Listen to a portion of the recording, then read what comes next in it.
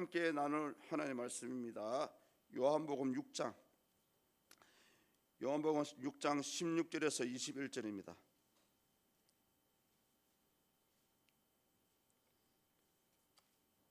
요한복음 6장 16절에서 21절 교독하시겠습니다. 저물매 제자들이 바다에 내려가서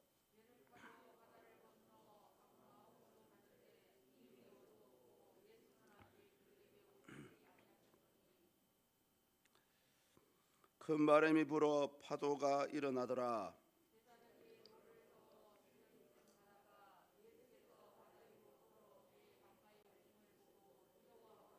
이르시되 내니 두려워하지 말라 하신대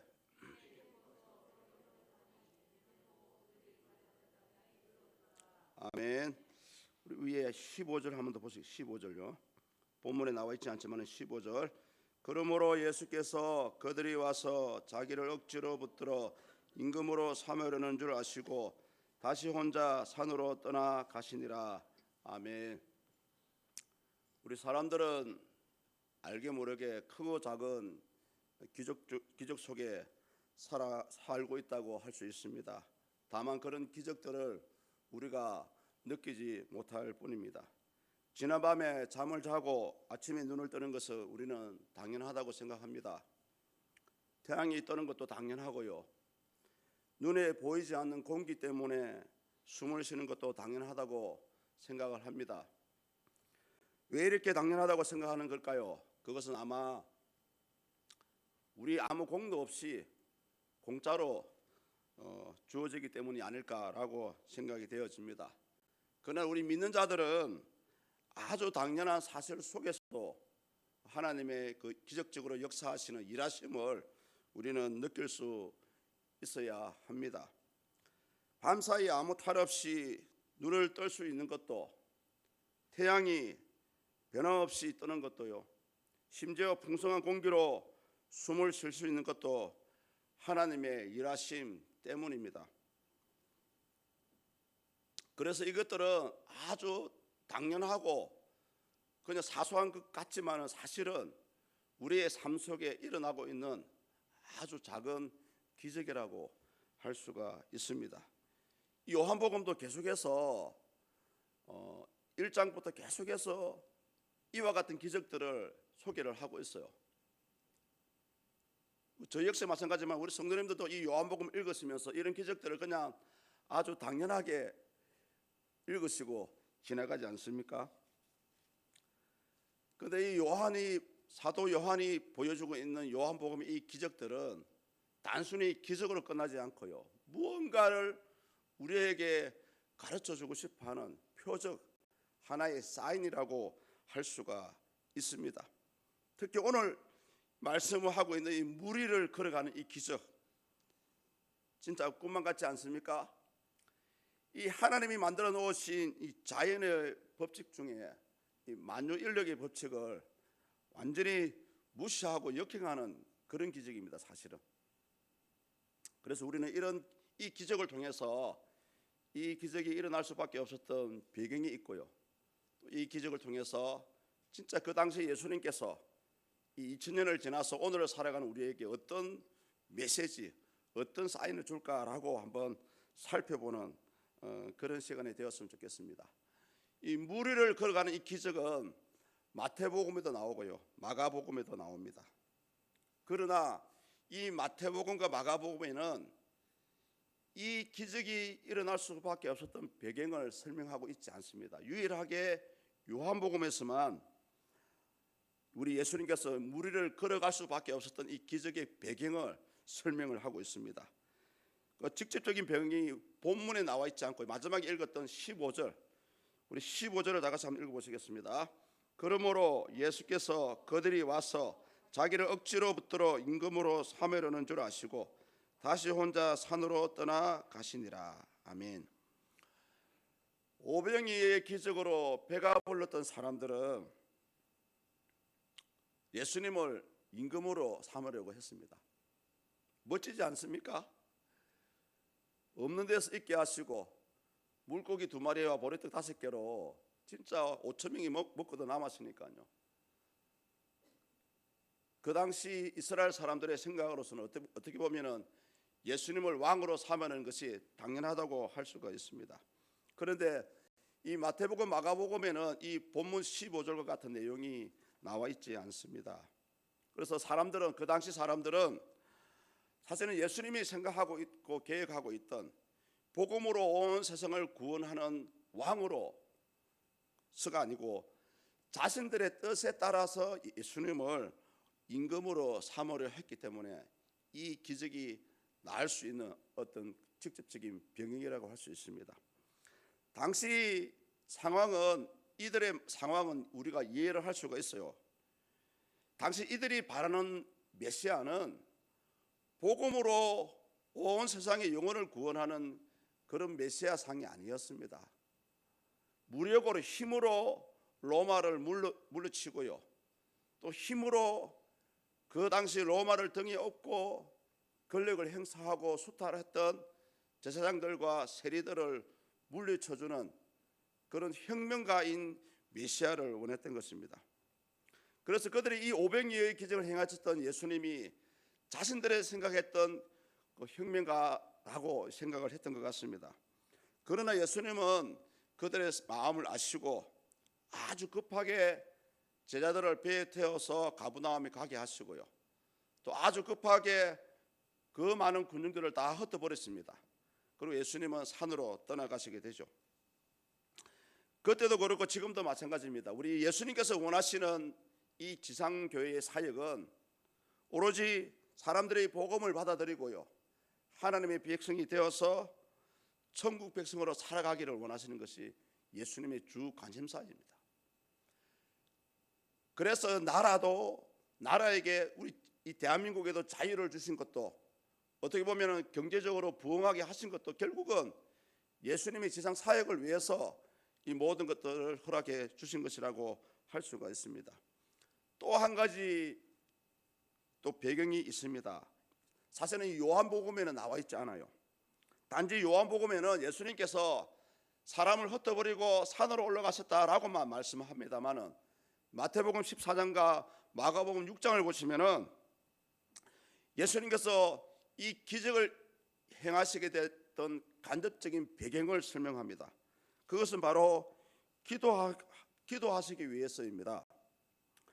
무리를 보내신 후에 기도하러 따로 산에 올라가시다, 이 말씀이 마태복음과 마가복음에 나옵니다.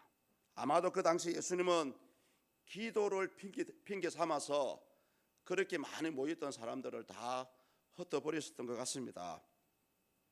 무엇보다 예수님께서 이 기도를 할 수밖에 없었던 것은 당신 자신이 하나님이시지만은 그래도 이 땅에서 주어진 이 복음 사역을 잘 감당하기 위해서 아마 하나님께 도움을 구하는 그런 사역적인 기도를 드렸지 않았나라고 많은 신학자들은 생각을 합니다. 아울러서 예수님께서 틈만 나면 기도하러 가는 모습들을 우리는 복음서를 통해서 볼 수가 있어요. 그것은 뭐냐면은 이 땅에 살아가는 우리 예수 믿는 신자들도 그런 예수님을 본받아서 그러한 삶을 살아가라고 보여주기 위해서, 가르쳐 주시기 위해서 그러한 삶을 살았었던 것입니다. 예수님께서 하루 종일 복음을 전하시다가 피곤하신 가운데서도 그래도 산에 올라가서 기도하셨고요. 그래서 예수님께서 두 가지를 우리에게 얘기하시는데, 제가 일전에 말씀드렸던 부분입니다. 왜 우리 신자들이 이 땅에서 기도를 해야 되냐 하면은 시험에 들지 않기 위해서 기도해야 됩니다. 대부분 기도의 삶을 살아가면은 우리 속에 은혜가 충만합니다. 예수님의 은혜가 충만하면은 옆에 있는 사람이 아무리 나를 욕하고 나를 뒷담화하고 힘들게 해도 다 참을 수가 있어요. 그런데 기도를 통해서 은혜가 메말라 버리면은 아주 사소한 한마디에 우리 사람은 마음이 상해버립니다. 또 그런 것 때문에 시험에 듭니다. 특히 예수님께서는 당신의 제자들과 함께 자주 산에 올라가서 기도를 했습니다. 그런데 하루는 베드로, 요한, 야고보만 데리고 산에 올라가서 기도를 하셨는데, 그날따라 예수님께서 특별히 이 세 제자에게 부탁을 합니다. 나와 함께 힘을 모아서 함께 기도하자, 나를 위해서 기도를 해달라, 그런 부탁을 하셨던 것 같습니다. 그런데 그날따라 베드로, 요한, 야고보는 기도하기는커녕 밤새 졸고 앉았는 거예요. 그런 모습을 보고 예수님께서 이 말씀을 하셨죠. 시험에 들지 않게 깨어 기도하라. 결국 기도하지 못했던 베드로의 모습은 하루도 지나지 않아서 바로 예수님을 3번이나 부인하는 그런 시험에 빠지기도 했습니다. 사랑하는 성도님들, 사람의 마음은 진짜 갈대와 같아요. 우리 속에 하나님 주시는 은혜, 마음의 평안이 없으면은 다른 사람이 좋은 말을 할 때는 쉽게 넘어가지만은 아주 사소한 한마디에 우리 마음은 은혜가 떨어지면 상처를 받을 수가 있습니다. 그래서 성도님들, 이 기도는 진짜 내가 죽을 때까지, 죽기 일보 직전까지 해야 될 것이 기도라고 생각하시고요, 변함없이 기도의 삶을 살아갔으면 좋겠습니다. 또 하나는 뭐냐면은 이 능력을 행하고자 하는 사람은 기도를 해야 된다고 성경은 말씀합니다. 이 사건의 배경이 되는 게 마가복음 9장에 나와요. 이 일이 일어나기 직전에 어떤 일이 있었냐면은 예수님께서 12제자를 파송하는 그런 이야기가 나옵니다. 그래서 그들에게 정갈을 밟고 뱀을 짚고 귀신을 쫓아내는 권능을 주셨어요. 그래서 제자들이 열심히 한 달 동안 복음 전달하고 돌아와서 예수님께 자랑을 많이 했습니다. 예수님, 우리 기도 한마디에 귀신이 떠나가고요, 사탄이 벌벌 떠는 것을 보았습니다. 이런 고백을 했거든요. 이 일이 있은 지 얼마 지나지 않아서 마침 어떤 한 사람이 귀신 들렸던 자기 아들을 데리고 와요, 제자들에게. 그리고 이 아들을 귀신을 쫓아내달라고 요청을 합니다. 그런데 얼마 전까지 예수 이름으로 귀신을 쫓아내고 사탄을 몰아냈던 제자들 그 누구도 이 귀신 들린 아이를 치유해 주지 못했습니다. 그때 예수님께서 이런 말씀하셨죠. 기도 외에는 다른 방법이 없느니라. 성도님들, 아주 이 기도를 막연하게 생각하지 마십시오. 기도는 우리의 신앙과 교회 부흥의 원동력입니다. 사도행전을 보십시오. 초대교회가 어떻게 출발을 했습니까? 기도로 출발했습니다. 기도하니까 하나님께서 능력을 주셨고요, 기도하니까 성령을 받았습니다. 성령을 받아서 베드로 사도가 그렇게 담대하게 복음을 전하니까 하루에 몇천 명씩 회개하고 돌아오지 않았습니까? 그래서 이 기도의 능력은 사역자에게만 필요한 것이 아니고요, 오늘을 살아가는 우리 성도님들께도 필요합니다. 예수 믿는다 하면서 가정의 아이들이 감기 걸렸는데 감기 그 기도로 치유해주지 못한다면 예수 믿어서 어떤 아무 의미 없지 않습니까? 그래서 최소한에 우리가 복음을 전하는 것도 마찬가지입니다. 이 기도의 능력을 받지 않고서는 담대하게 다른 사람에게 복음을 못 전합니다. 왜냐하면 이렇게 물어봐요. 예수님 믿으세요 하면은 대부분 당신은 예수님 만났습니까? 이런 질문을 하죠. 그때 많은 사람들이 머뭇머뭇해요. 우리는 말씀을 통해서 예수님을 만나고 있고요, 여러분은 기도를 통해서 예수님과 매일매일 독대하고 있지 않습니까? 그러한 삶을 살지 않는 사람들은 불신자들은 물어보는 질문에 대답도 못합니다. 복음을 전하기는 오히려 부끄러움만 당하고 돌아오는 거예요.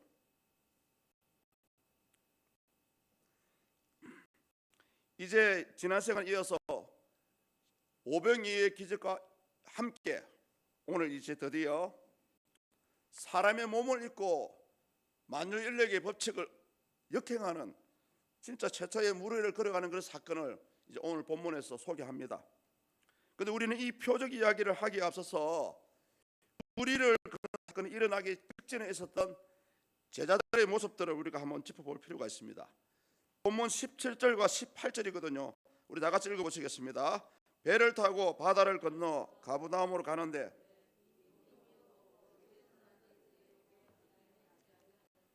큰 바람이 불어 파도가 일어나더라. 아멘. 큰 바람이 불어 파도가 일어나더라. 분명히 제자들은 누구의 명령으로 배를 탔습니까? 예수님의 명령으로 배를 탔습니다. 그런데 예수님의 명령으로 배를 탔으면 그 뱃길이 순탄해야 됩니까? 고통 가운데 있어야 됩니까? 당연히 순탄해야 됩니다. 여기서 우리는 아주 중요한 질문을 하나 할 수 있습니다. 제자들이 배를 타고 가는 것은 제자들의 의지였습니까? 아니면 예수님께서 시켜서 배를 탔습니까? 우리 요한복음에는 이 부분을 직접적으로 표현하지 않지만은 마태복음 14장 22절을 보시면은 누가 시켜서 배를 타는지 알 수가 있어요. 예수께서 즉시 제자들을 제쳐가사 자기가 무리를 보내는 동안에 배를 타고 앞서 건너편으로 가게 하시고, 제자들은 예수님이 시켜서 배를 탔습니다. 그렇다면은 배를 타고 가는 동안에 큰 바람이나 파도가 일어나지 않아야 정상입니다.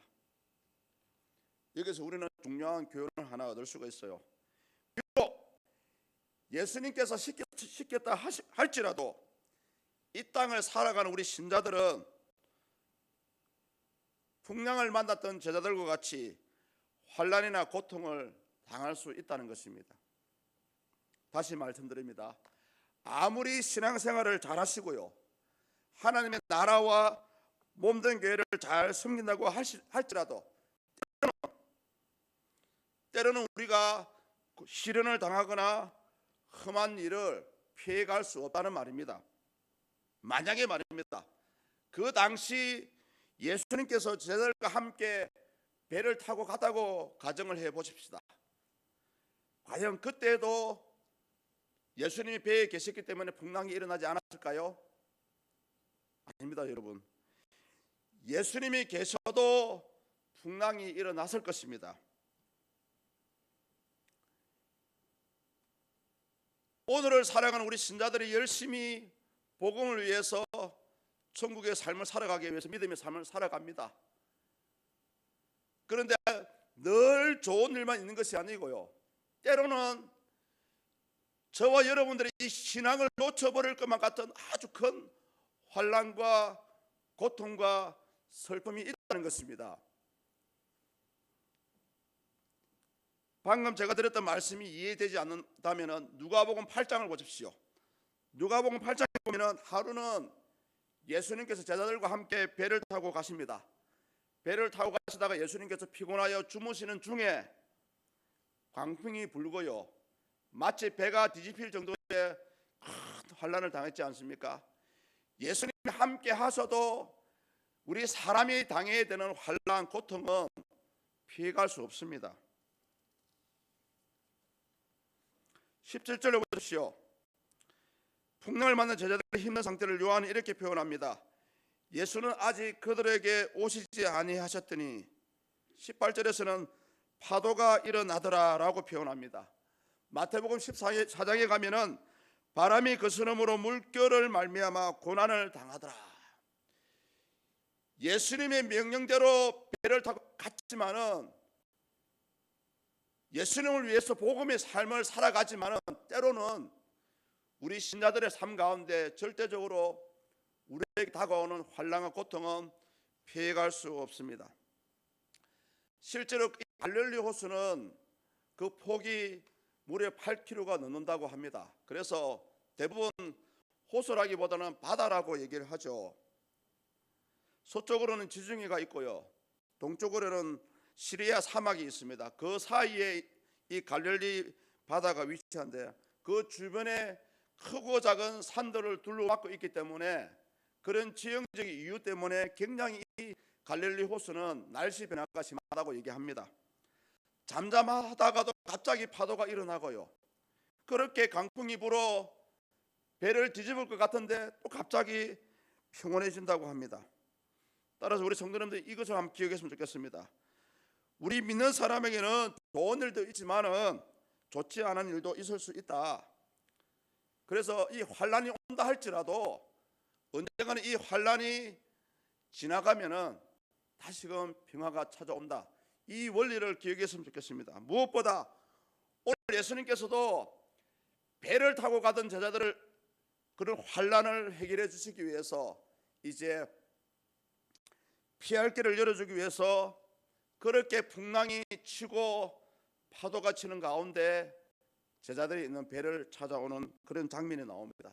우리 19절입니다. 다 같이 읽습니다. 제자들이 노를 저어 십여리쯤 가다가 예수께서 바다 위로 걸어 배에 가까이 오심을 보고 두려워하거늘. 여기서 우리는 두 가지를 알 수 있습니다.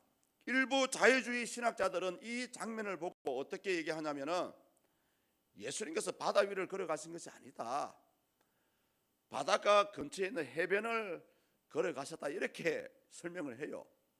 또 이들이 또 꼬투리를 잡습니다. 왜냐하면 마태복음과 마가복음에 보면은 그 당시 풍랑을 당했던 배의 위치를 정확하게 설명을 하고 있지 않습니다. 그러다 보니까 그때는 이미 배가 풍랑을 맞아서 바닷가 해안 쪽으로 왔기 때문에 절대적으로 예수님이 바다 위를 걸어간 것이 아니다라고 이들은 주장을 합니다.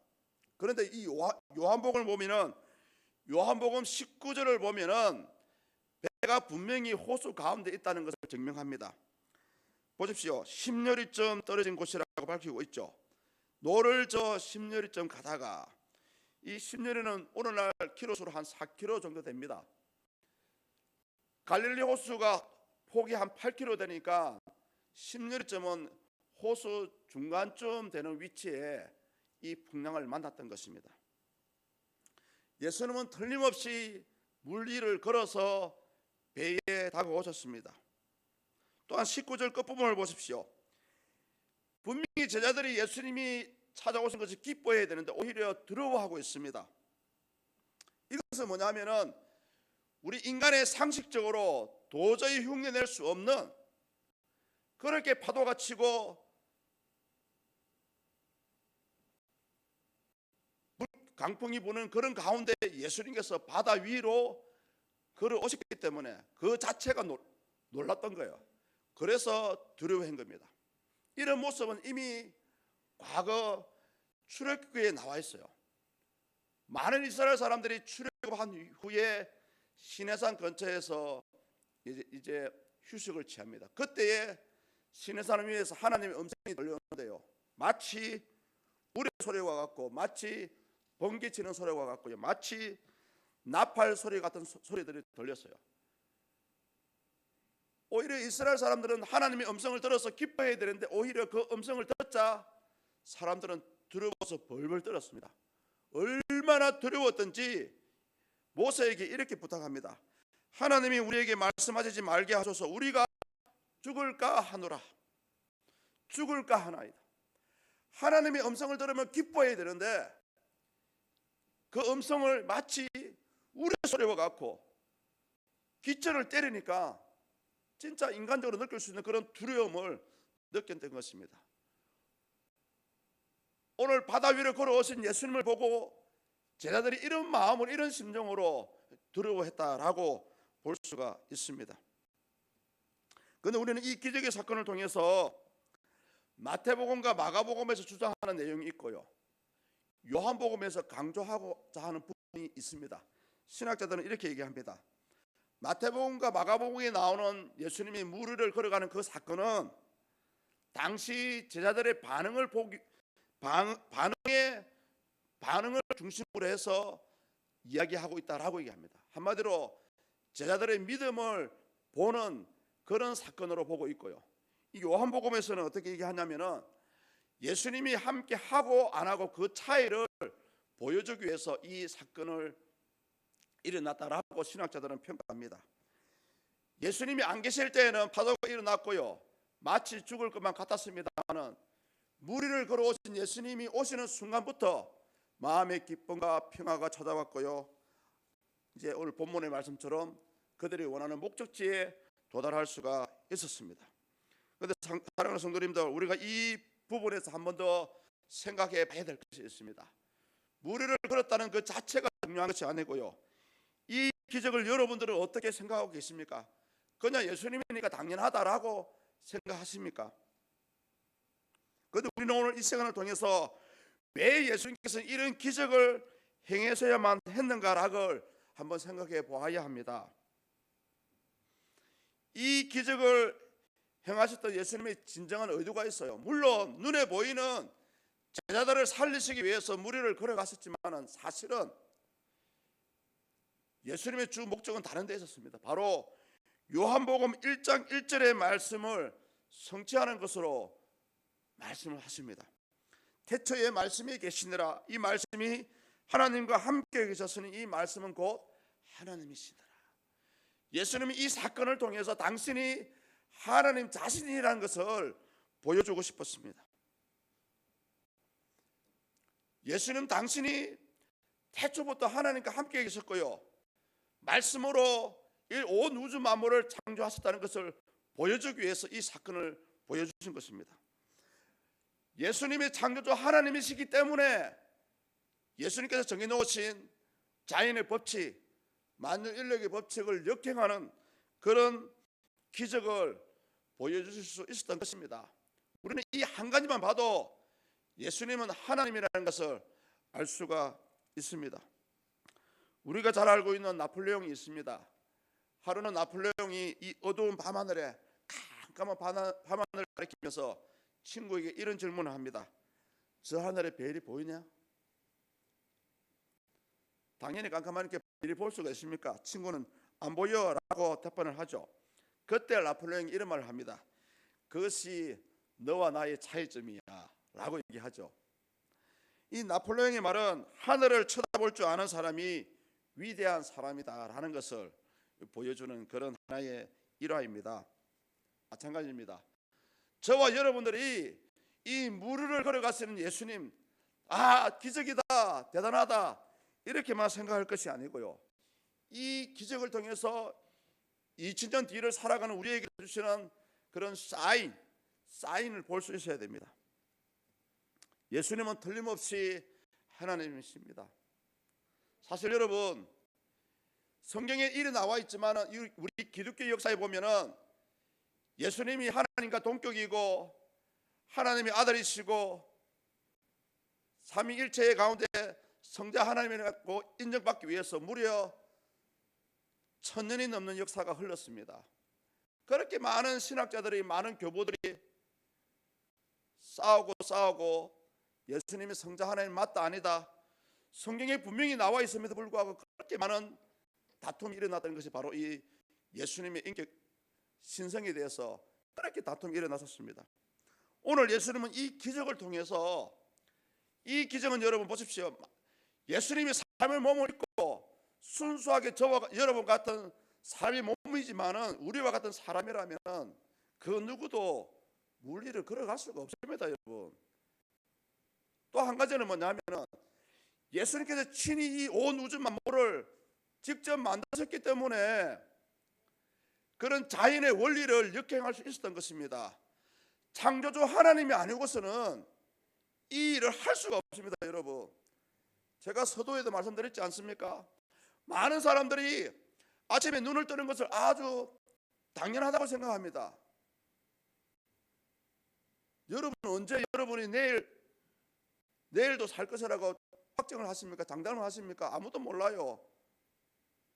그 많은 사람들이 착각 속에 살아갑니다. 내일 내가 눈을 뜨면 태양이 나를 반겨줄 것이라고 누가 확신을 합니까? 아주 이 당연하다 생각하다 보니까 사람들은 이것을 기적으로 생각하지 않습니다. 심지어는 여러분 보십시오, 이 무리를 걸어가는 이 기적은 예수님이 12제자에게만 보여줬던 기적입니다. 사실은. 그런데도 그 가운데 하나님을 눈으로 보여달라는 빌립이라는 사람이 있었고요, 그 가운데 예수님을 메시아로 인정하지 않고 돈을 받고 팔았던 가룟 유다와 같은 사람들이 있었다니까요. 그런 기적을 체험하고 그런 은혜를 누리면서도 사람들의 생각은 다른 곳에 있었어요. 현재 여러분의 생각은 어디 있습니까? 과연 하나님이 원하시는 생각 가운데 계십니까? 오늘 예수님께서 이 무리를 걷는 기적을 12제자에게만 보여주신 이유가 있어요. 그것은 뭐냐면 오늘날도 마찬가지입니다. 많은 분들이 기도를 해도 예수님 안 만나주십니다. 왜 그런지 아십니까? 오로지 당신을 갈급해 하고요, 당신을 갈망하는 자에게만 기적을 보여주십니다. 복많은 사슴이 시냇물을 찾듯이 그렇게 예수님을 찾아다니는 그런 사람에게만 우리 하나님은 응답을 하십니다. 따라서 현재를 살아가는 우리 모두는 비록 커다란 기적이 아니라 할지라도 오히려 내가 이렇게 숨을 쉬는 것 자체가 진짜 은혜고 기적이라는 사실을 기억했으면 좋겠습니다. 무엇보다 저 여러분 주어진 여러 가지 삶의 환경들을 살아갑니다. 그러한 삶의 환경 가운데 어느 장소에서 계시든지 여러분 우리 하나님은 우리 예수님을 찾으시기를 축복합니다. 또 만날 수 있기를 축복합니다. 많은 분들이 예수님을 평생 믿다가도 세상으로 내려가요. 배교합니다. 왜 그런지 아십니까? 진짜 예수님을 못 만나서 그래요. 사도행전에 나오는 120문도가 그렇게 밤마다 그 마가다락방에 모여서 기도하지 않았습니까? 그 열정이 오늘을 살아가는 우리 신자들에게서 찾아볼 수가 사실은 없어요. 많은 사람들이 그 기도의 열정이 식어가고 있습니다. 오늘 이러한 때에 예수님께서는 이 무리를 걸어가는 기적을 통해서 우리에게 말씀하십니다. 비록 환난과 고통과 아픔과 슬픔 가운데 살아간다 할지라도 끝내는 우리 예수님께서 여러분의 그런 모든 문제를 해결할 수 있다는 것을 보여주는 거고요. 12제자에게만 보여준다는 것은 당신을 갈망하는 자에게만 기적을 보여주신다는 거예요. 당신을 은혜를 사모하는 자에게만 은혜를 주신다는 것입니다. 그래서 예수님께서 이런 말씀을 하셨습니다. 돼지에게 진주 목걸이를 달아주지 말라고 얘기하지 않습니까? 사랑하는 성도님들, 오늘 하루도 지금 이 시간도 우리가 이렇게 하나님 전에 모여서 예배하는 것 자체가 은혜고 기적입니다. 하루하루 살아가실 때에 절대 두려워하지 마시고요. 예수님의 말씀을 따라갔던 12제자가 만난 것은 평안이 아니었고 도리어 풍파였습니다. 광풍이었습니다. 큰 파도였습니다. 믿음의 삶을 살아가다 보면은 때로는 여러분을 힘들게 하는 무언가가 와요. 욥을 생각해 보십시오. 아무 잘못도 없는데 욥은 모든 재산을 잃기도 하고요. 심지어 몸에 병까지 들었지 않습니까? 여러분들이 열심히 복음으로 살아간다 하지만 때로는 나의 의지와 상관없는 고통과 아픔과 슬픔이 다가옵니다. 그러할 때에 변함없이 그 예수 이름을 붙드시고요, 믿음의 삶을 살아갈 수 있기를 축복합니다. 어쨌든 여러분, 오늘 이 기적은 2000년 전에 예수님께서 행하셨던 기적이지만 그 예수님이 지금도 살아계시고요, 그런 예수님을 저와 여러분들이 지금 믿고 있다니까요. 무엇이 힘드십니까? 무엇이 두렵습니까? 무엇이 여러분을 나태하게 하십니까? 오늘 이 하루도 이 늦은 밤이지만 변함없이 주를 향해서 여러분의 갈망하는 갈망을 토해내기를 축복합니다. 모두가 기도해서 다 응답받고 진짜 이 땅에 살아가는 동안에 예수 믿는 자체로 기뻐하고 즐거워하고 감사할 수 있는 우리의 삶이 될 수 있기를 축복합니다. 이 시간 우리 다 같이 한번 기도하겠습니다.